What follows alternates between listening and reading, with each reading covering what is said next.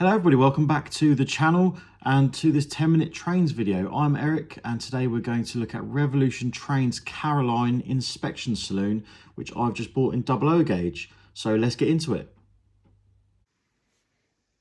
So to start off with, I didn't actually have one of these on my radar. I did have a little look at them when they were announced and released. They seem to have got fairly positive reviews. You're always going to get a couple negative ones, but in general they seem fairly good, and I was always kind of interested to have a good look at one. However, recently I was scrolling through the depths of Facebook on one of the London Underground pages that I'm a member of, and I saw this photo. Now, this photo that I've put in now is a picture of Caroline Inspection Saloon on a rail tour with a class 33 on the Metropolitan line. So obviously that meant that I had an excuse. So lo and behold, I went to Trains for You, and for, I believe it was £160, I found this on their website, and the next day it arrived. So here we are today, got the box in front of us, let's get it open. Now, normally I'm one to gloss straight over the box because I find it boring watching unboxing videos. However, just a quick note to say Revolution Trains have done a nice job with this. I really like the stencil on the front. You're not going to miss it as well. It stands out. Nice bit of artwork on the back. And on the inside, there is also a nice bit of history of the model and a really nice photograph of the later liveried version. So, putting that aside, we've also got a little notebook which obviously has your instructions and guides for DCC fitting, things like that. And something I do like at the back, it has consist samples.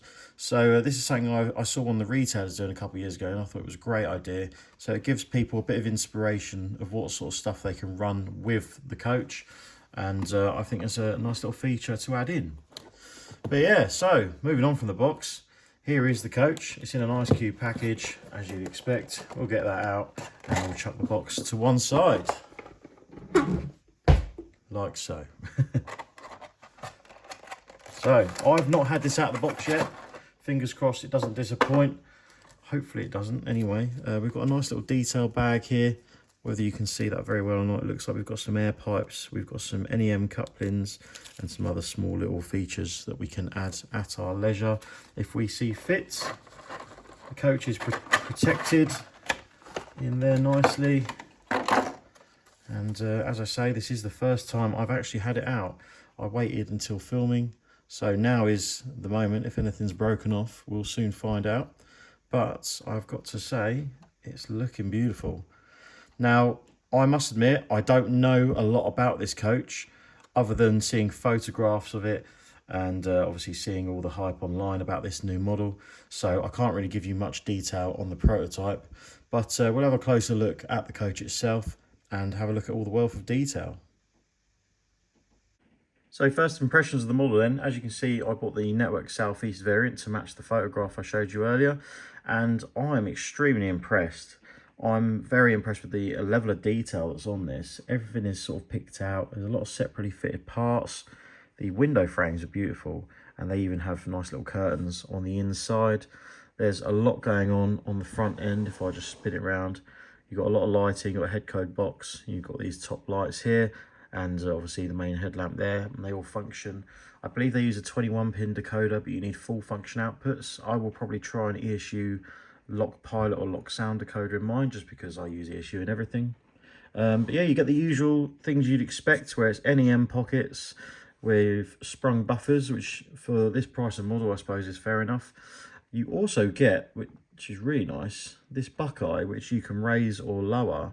I've not seen that before, and that's really smart. That's something that would probably be handy on things like rail operations group 37s and the like. But yeah, obviously you can pull that up and it will sort of sit there. So you could put your NEM coupling in the front end with no problems. The couplings are kinematic, so they do sort of have a cam system.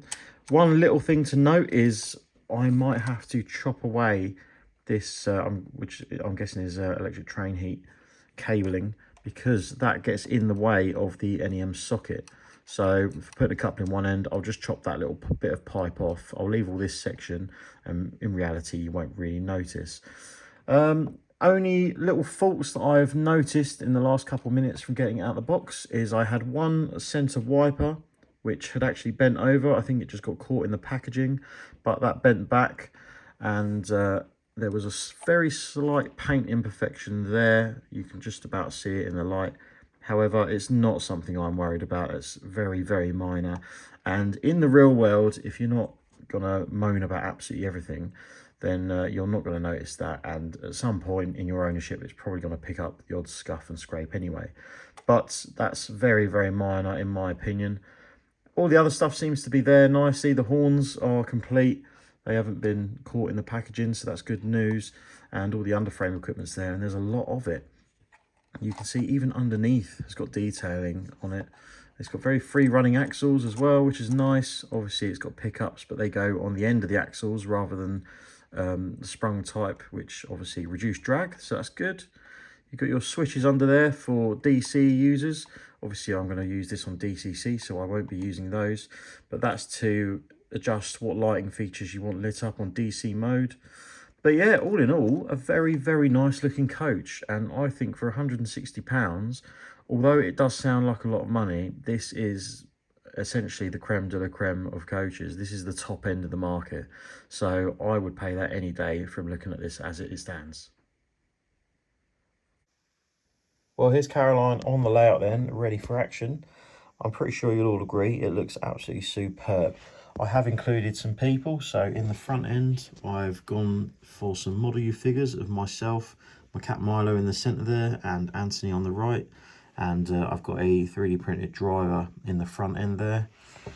In the back I've got some random seated passengers. These are from Scale 3D, and outside wise, all I've done is I've taken the washers out from between the bogie and the body to lower the roof height down by about 1mm, so to bring it in line with the 47 more, and obviously the 33 once I get my hands on one.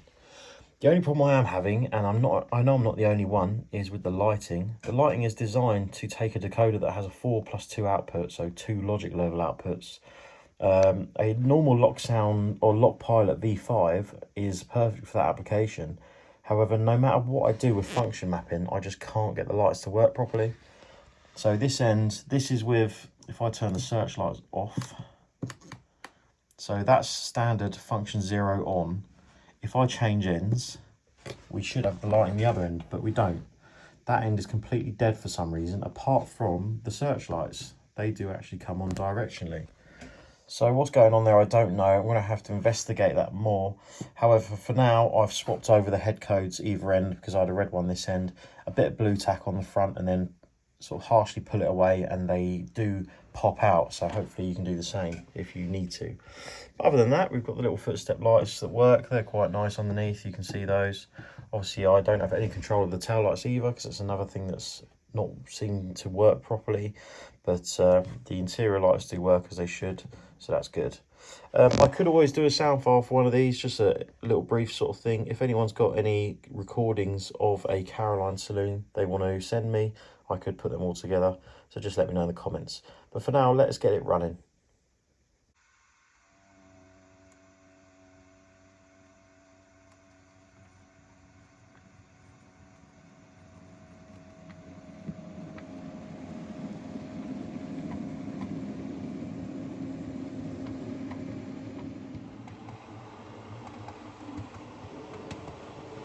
So guys, I suppose the big question with this, as we can see it running around the layout quite happily, is would I go out and buy one again? My answer is, for 160 quid, it's a lot of money for a single coach. However, it is extremely nice, and it is probably by far the nicest ready to run coach on the market. And obviously it's something a bit special. A lot of you'll see at exhibitions, people like running rail tours and things like that on their exhibition layouts, and I'm the same. So for me, it's something that, although it's quite expensive, it's not just an average coach, so it's worth the extra money. So in my case, yes, it's worth it. Obviously, I've got a few issues with the lights, and I'm not the only one. This is the only real downside of the model, apart from the high price, is the lights. I know multiple people have had problems. Hopefully it's something they'll address for the future. However, in any case, It's not really a deal breaker for me. I don't need the tail lights. I might send it back, I might not. I'm pretty happy with how it is. Just to add also, no problems with derailing, anything like that. It runs lovely. So it just leaves me to say thank you for watching the video. Hopefully you enjoyed it. If you have got a Caroline inspection saloon, let me know in the comments below your thoughts. And I will see you in the next video. Take care.